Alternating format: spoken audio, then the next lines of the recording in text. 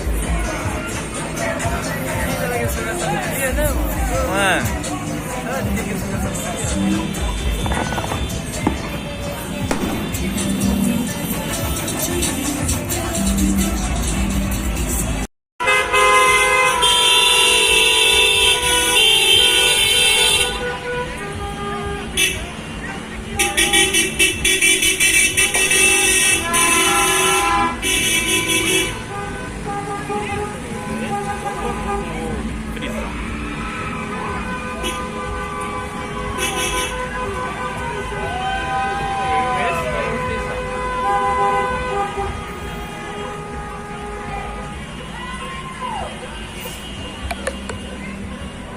Ô, congestionou o negócio ali, ó. Que é isso? Tô parecendo trânsito de São Paulo.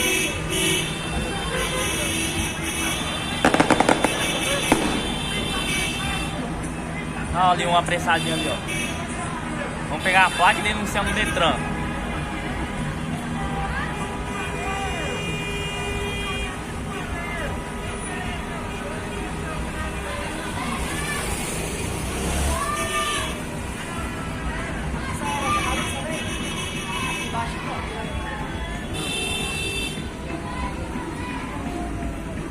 Aí nós vai reclamar ele.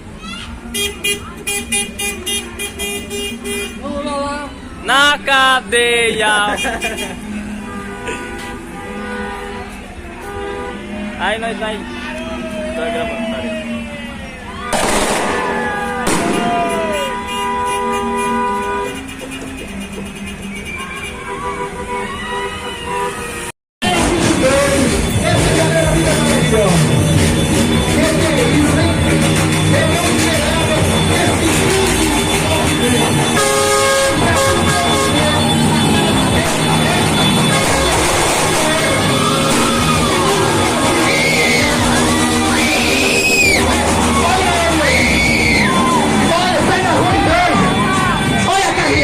Ainda não acabou.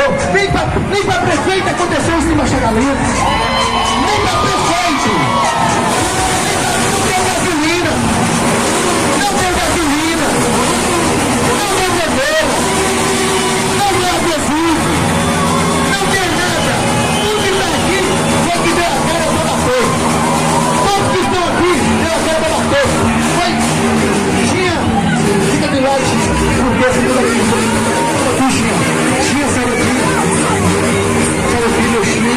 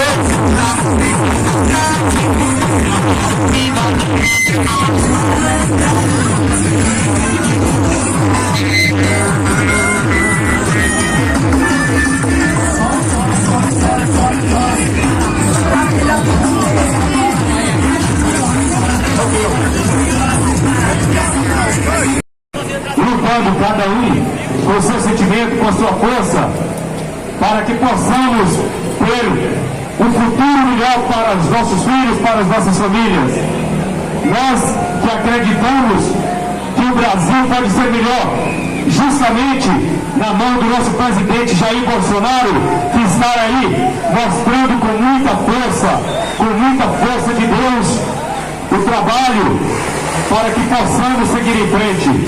Todos nós sabemos que não foi fácil, foi muito difícil. 2 anos de pandemia, a mídia toda contra, a esquerda em cima, estragando, fazendo o mau juízo, fazendo o povo crer que o governo Bolsonaro não fez porque não quis. Não foi. O governo pegou um país que estava aí à deriva, vindo de 16 anos de corrupção. Tanto é que o concorrente principal, infelizmente, ainda pode ser candidato, o que é uma vergonha para nós e para a justiça brasileira, o que não deveria acontecer. Uma pessoa que foi julgada e foi condenado estar aí disputando ainda uma eleição. Infelizmente, esse é o Brasil que nós estamos vivendo e é o Brasil que eles querem seguir. É por isso que nós que cremos em Deus, que cremos na família, devemos lutar sim para que o Brasil venha a ser melhor. De todas as maneiras, nós vivemos em um país em que parece que era um adjetivo do povo, do político, ser corrupto. Isso está passando. Nós temos um governo hoje aí que, graças a Deus, pôde aí liberar auxílio emergencial para quantas milhões de pessoas que poderiam estar passando necessidade. É o Auxílio Brasil agora, com R$600, prometendo ser mais para o povo carente. E inclusive as pessoas que receberam o Auxílio Brasil, depois que conseguirem emprego, ainda vão seguir recebendo.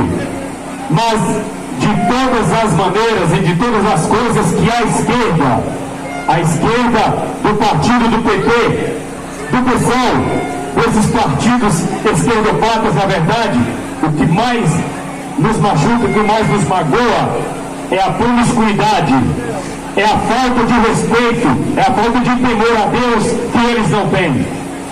Então, queremos aqui também pedir a presença, tem o pastor Elinho, que quer fazer uso da palavra, vai fazer um clamor também a todos nós e à nação brasileira para que possamos seguir adiante, para que o nosso presidente Bolsonaro possa vir a se reeleger e seguir com um Brasil melhor.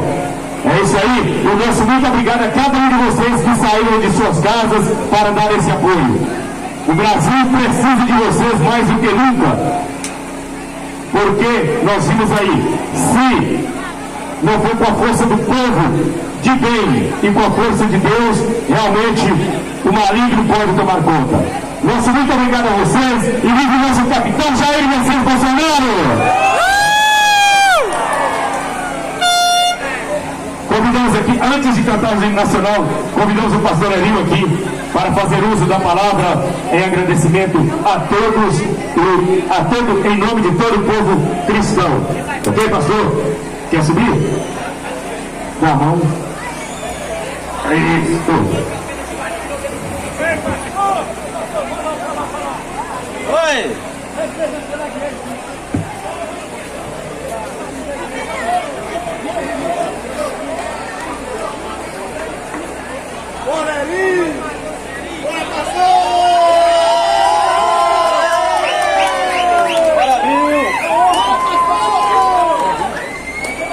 Muito bem, eu quero dar uma boa noite a todos que estão aqui presentes nesse momento e eu quero começar fazendo uma leitura da Palavra de Deus, a Bíblia Sagrada.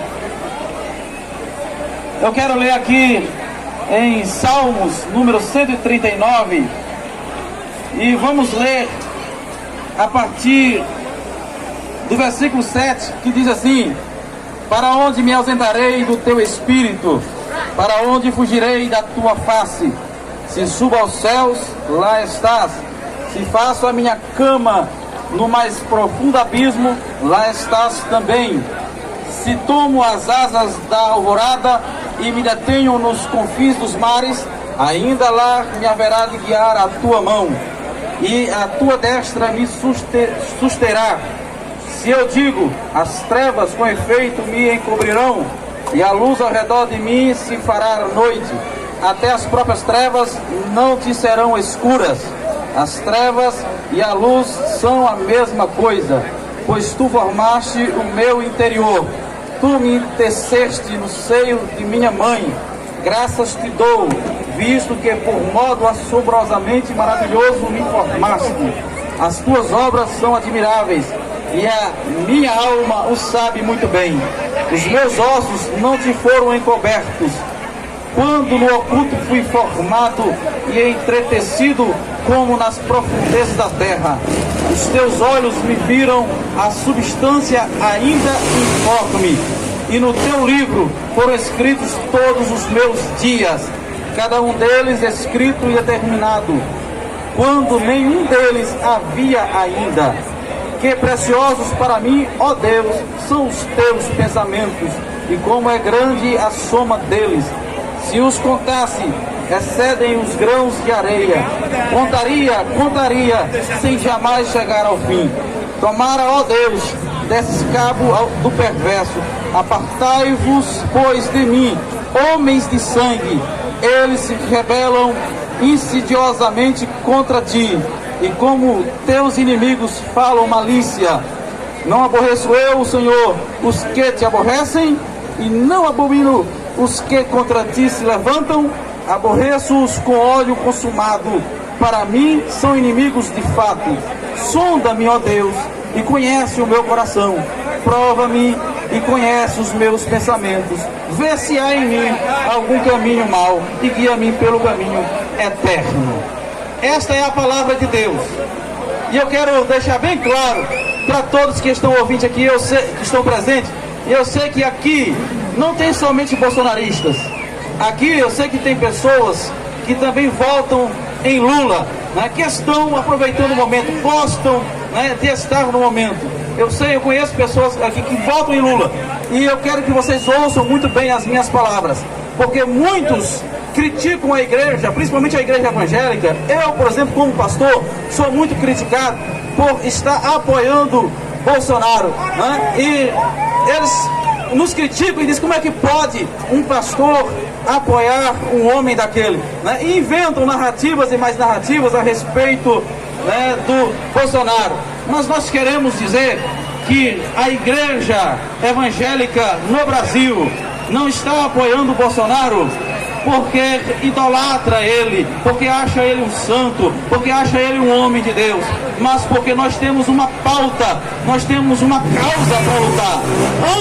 Antes de Bolsonaro, nós já lutávamos por uma causa, nós já lutávamos contra as pautas da esquerda, contra o aborto, nós já lutávamos contra a ideologia de gênero, nós já lutávamos contra a liberação das drogas. Então, muita gente acha, né, que Bolsonaro surgiu do nada. Muitas pessoas pensam, né, e imaginam como é que um homem que era do baixo clero lá do parlamento e de repente ganha a eleição. Mas eles não sabem o trabalho de base que nós evangélicos já vimos fazendo, a luta contra o esquerdismo, a luta contra a ideologia de gênero que nós já víamos fazendo. Então, na verdade, Bolsonaro foi um homem que Deus levantou para dar continuidade à causa da igreja, para ser uma voz política lá no Congresso e lá no governo, né, a favor da igreja. Bolsonaro de fato não é crente, como muitos, né, nos criticam assim, vocês estão votando um homem ímpio. Sim,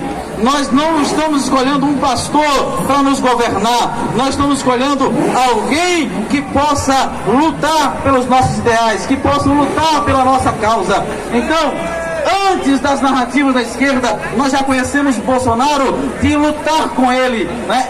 Ele era um deputado católico que já lutava juntamente com a bancada evangélica no Congresso. Então, na verdade, existe uma coalizão de evangélicos e católicos, que nós temos uma causa comum, nós temos pautas comuns. Então, nós lutamos é uma união, né, dos evangélicos e dos católicos, na verdade uma união de todos os cristãos que tem, né, abominação pelo aborto, que tem abominação pela ideologia de gênero. Então não se trata de doutrinas, né? Em questão de doutrina, é verdade que evangélicos e católicos não se unem, mas politicamente, na política, nós nos unimos por uma causa comum. Então esta é a razão por que nós votamos em Bolsonaro, porque na verdade muita gente não sabe o que significa a ideologia de gênero, né? Eu sei que tem até muitos bolsonaristas que votam em Bolsonaro, mas ainda não estudaram, não sabem o que significa a ideologia de gênero e quão nefasta é, quão maligna é e quão destruidora é da mente dos adolescentes, né, das crianças. Eu vou só dar uma rápida explicação do que significa a ideologia de gênero. Na verdade, essa ideologia que nasceu na França significa, eles dizem que a menina não nasce menina, que o menino não nasce menino, todo mundo nasce uma página em branco, como esta camisa que eu estou vestido, né, tirando a estampa que eu mandei colocar, é uma camisa branca. Então, eles dizem que a criança nasce uma página em branco, que o gênero é dissociado do sexo, que o gênero da criança ela é uma imposição cultural, que as mulheres se tornaram mulheres, não nasceram mulheres, que os homens se tornaram homens, não nasceram homens, e com isso eles pregam uma identidade fluida, onde a pessoa pode ser o que quiser. Hoje ela se identifica com uma coisa, amanhã ela se identifica com outra coisa, e vira uma verdadeira confusão na cabeça dos nossos jovens, das nossas crianças, dos nossos adolescentes. E obviamente que nós, enquanto cristãos, católicos, evangélicos, ortodoxos, seja de qual linhagem for, nós não concordamos com essa ideologia maligna. Sem falar no aborto, que é uma das principais pautas, né, que eu defendo, que eu luto, que é justamente contra o aborto. Inclusive a camisa que eu estou vestido não é verde e amarelo, mas é uma camisa branca com uma estampa, com uma criança aqui no ventre ainda, um feto, e a frase dizendo: ele também é humano, não mate, não mate. Porque existe uma política maligna de desumanização do feto.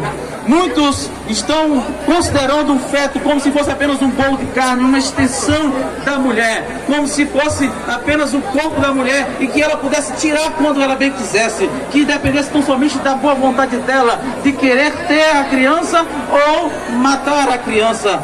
Mas eu quero dizer para vocês que a alma e o espírito do ser humano não se incorpora no ser humano quando ele nasce, mas é na fecundação. A criança já recebe a alma, já recebe o espírito. E ainda, como eu li aqui o texto sagrado, ainda quando está informe, ainda quando está em desenvolvimento no ventre da mãe, já tem o cuidado de Deus. Deus já está determinando os seus dias. Deus já está projetando uma história para esse feto. Então, ainda que não se formou, já é um ser humano. E quando alguém decide matar esse ser humano, está cometendo o pior crime da humanidade, o pior assassinato possível, porque um assassinato tem dois fatores principais que vai determinar a gravidade do assassinato. Um é a inocência da vítima, o outro é a capacidade de defesa da vítima. Então, quando nós analisamos um assassinato de dois bandidos, por exemplo, um bandido mata outro bandido, a gente não se comove tanto porque era bandido, ele não era inocente e ele tinha a total capacidade de se defender. Mas quando alguém assassina uma mulher, a gente se indigna, a gente fica indignado, a gente fica revoltado, porque a mulher não tem a mesma capacidade de defesa do homem. E quando alguém mata uma criança, a gente fica mais indignado ainda, porque uma criança não tem a mesma capacidade de defesa de um adulto e ainda é inocente. Agora, quanto mais um feto que está no ventre da mãe, que não tem nenhuma capacidade de defesa e que é completamente inocente, como alguém pode ter coragem, estômago, de querer matar, sem um pingo de remorso, um ser tão inocente, um ser tão divino, que Deus já está analisando, Deus já está projetando, Deus já está cuidando ainda no ventre. Então, e o pior de tudo é que este assassinato é cometido por quem deveria proteger, que é a própria mãe. Ou seja, a própria mãe é estimulada a matar o seu filho, o seu ventre. Isso é maligno, isso é coisa de Satanás, e não é de hoje, porque o diabo luta contra nossas crianças desde a antiguidade. No Velho Testamento nós temos o faraó que queria dar um fim nos filhos homens dos judeus, e ele determina que as parteiras matem todos os filhos dos judeus que nascessem, que fossem homem, que matasse ainda no parto, né? No nascimento, quando nascesse, descobrisse que fosse homem, matasse. Então nós já temos Satanás utilizando aí faraó desde a antiguidade. No Novo Testamento nós temos Herodes, que queria matar Jesus, estava com medo de Jesus, e então ele determina a matança das crianças de 2 anos para baixo. Nós temos também na história bíblica as mães que ofereciam os seus filhos para um ídolo, um deus chamado Moloque, e eles ofereciam, as mães ofereciam em holocausto, queimavam os seus filhos vivos. E hoje nós temos um ex-presidente da República, um ex-condenado que prega, que milita pela matança, pelo genocídio das crianças ainda no ventre. Ele luta, saiu agora em 2022 uma entrevista dele, ele dizendo que as mulheres pobres, elas correm risco de morrerem abortando, porque elas não têm condição de ir para Paris fazer um aborto em uma clínica chique como as madames têm. Então, elas não podem abortar porque no Brasil é proibido, é ilegal, o aborto é ilegal. E ele diz que deveria se transformar em saúde pública e todo mundo ter direito e não ter vergonha. Olha ao nível que o homem chegou. Ele dizer que as mulheres não deveriam ter vergonha de assassinar os seus filhos no ventre. E ele não está falando de aborto em caso de estupro, não. Porque muitos, quando eu falo sobre isso, alguém fala assim: ah, mas em caso de estupro eu concordo. Eu quero dizer para você que eu não concordo do aborto em caso de estupro, mas já é legal no Brasil. Lula legalizou o aborto em caso de estupro no primeiro mandato dele, né, no Código Civil.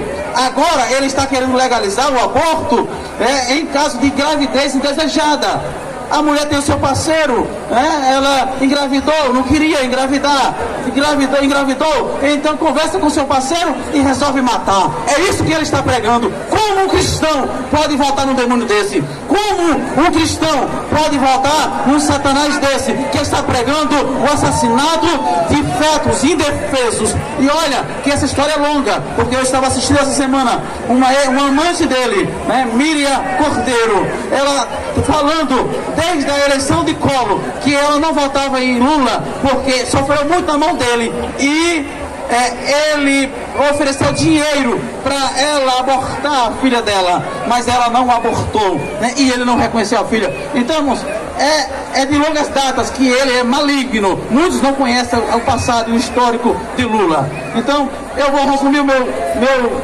discurso por aqui, porque tem mais outras pessoas para falar também, discursar também. Mas nós votamos em Bolsonaro, para finalizar, não porque ele é santo. Eu sei que ele é um homem honesto, mas ele é um homem falho como qualquer outro de nós. Ele tem seus defeitos, Muitas vezes ele se alopra com um jornalista, é verdade, Muitas vezes ele fala besteira, é verdade, mas eu prefiro votar em alguém que fala palavrão, que fala besteira, do que votar num ladrão que quer matar as nossas crianças. Deus abençoe a todos e que domingo seja o dia da nossa vitória. Isso aí, pessoal. É nacional da gente! É o capitão de novo! Ô, pessoal, então...